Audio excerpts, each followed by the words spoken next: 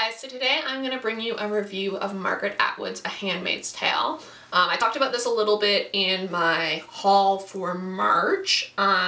This is one that was ruined for me by high school teachers. I have had really bad luck with high school teachers. All 4 years of high school, all of my English teachers were terrible. And this is coming from somebody who now studies literature part-time at university.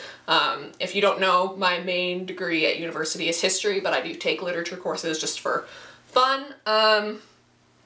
So I now know what a good instructor in literature is, and none of my high school teachers were that.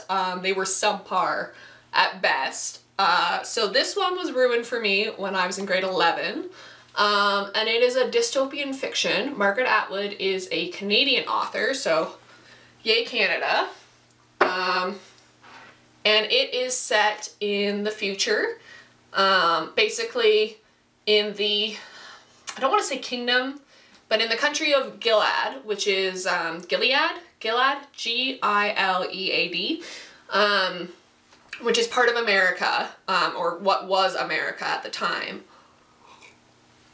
Basically, women have been relegated back into the household and into certain roles, and it's a very, I don't want to say Christian, because I think it's not quite Christian, but that kind of fundamentalist kind of ideal.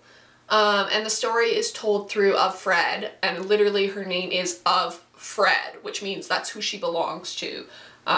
She no longer has her name. She is one of the first generations of people who is in this new society. So you get flashbacks to her life before this happened and the lead up, which is really great for world building. And yeah, it's really creepy how it happens. I got chills reading this, and the first time through, I just didn't enjoy it. My teacher at the time just ruined it for me. This time I got so much more nuance from it, and it just, I love it now. I highly recommend it if you're a fan of dystopian. Yeah, so basically there are 3 tiers of women.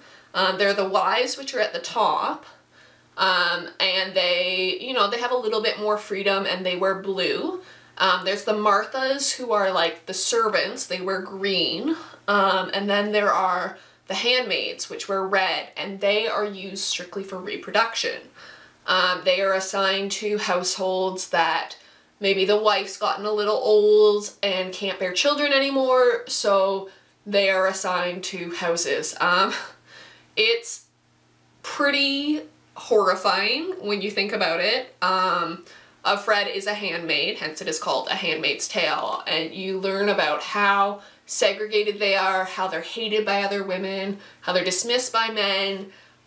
You learn how the government managed to get women in this position. You learn about the training process of going from being somebody like us who has a job and has a future and has their own money to being someone who has no control over their life. Even like, she's not even allowed to have moisturizer, because it's not about beauty, it's about her reproductive organs, and that's not helpful for her reproduction. And they monitor what she eats, and they monitor how much exercise she gets, and it's just, it's such a well-built world. Atwood made it so realistic, and the way that she describes in flashbacks of Fred, you never actually find out her real name, how they slowly took away the power from women.